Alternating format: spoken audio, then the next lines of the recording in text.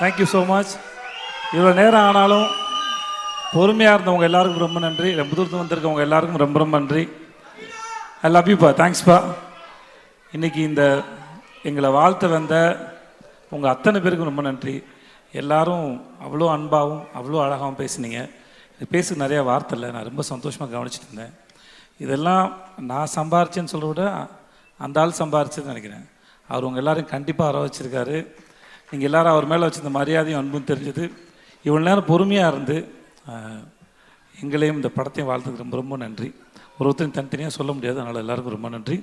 அப்புறம் இந்த படத்தில் நடித்த அவ்வளோ பெரிய நடிகர் பட்டாளம் இருக்குது. இந்த படம் எப்போ வரும் நாங்களும் காத்துக்கிட்டே இருந்தோம். தானு சார் இதை ஆகஸ்ட்டில் கொண்டு வரேன்னு சொன்னது ரொம்ப தேங்க்யூ சார்.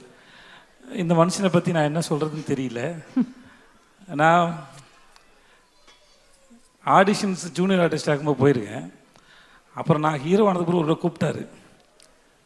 எனக்கு இவர் எப்போ பார்த்தாலும் சைக்கோ மாதிரி இருக்கும். அதனால் நான் வந்து எதுக்குடா பிரச்சனை, நேராக ஆஃபீஸ் போயிட்டு சாரி சார் டேட் இல்லை சார்ன்னு சொல்லிட்டு வந்துட்டேன் நான். அதுக்கப்புறம் சைக்கோ படம் பார்த்ததுக்கப்புறம் எனக்கு ரொம்ப பிடிச்சி போச்சு. எனக்கு அந்த படம் பார்த்ததுக்கப்புறம் தான் நான் ஃபோன் பண்ணேன்.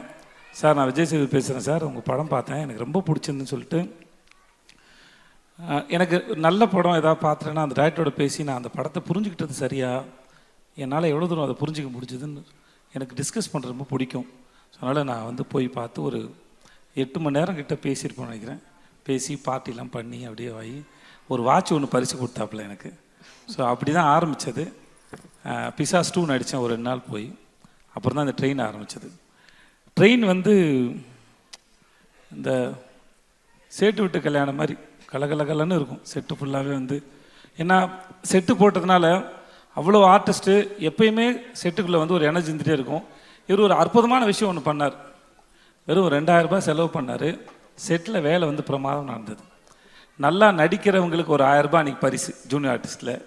நல்லா வேலை செய்கிற டெக்னீஷியனுக்கு ஒரு 1000 ரூபாய் பரிசு. இதுக்காகவே எல்லோரும் நல்லா வேலை பார்த்தாங்க சார்.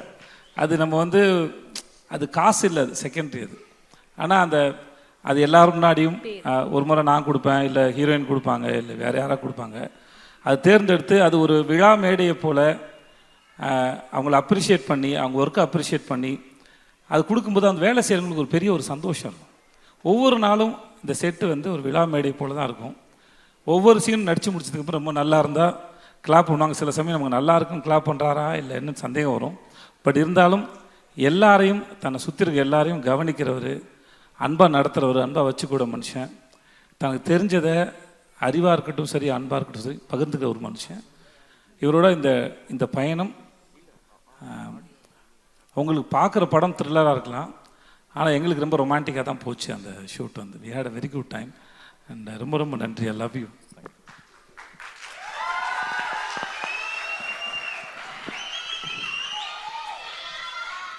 நல்லா வாரி அணைச்சிக்கலாம் அவர். என்னோடய ஆக்டர்ஸ் எல்லோரும் தனித்தனியாக சொல்கிறதுக்கு நேரம் இல்லை. Aira and all the best Aira, heroine and Shruti. Thank you Shruti. மற்ற எல்லாருக்கும் ரொம்ப ரொம்ப நன்றி. I had a wonderful experience. I love you so much. I love you. இவ்வளோ நேரம் நீங்கள் பொறுமையாக இருந்ததுக்கு ரொம்ப நன்றி.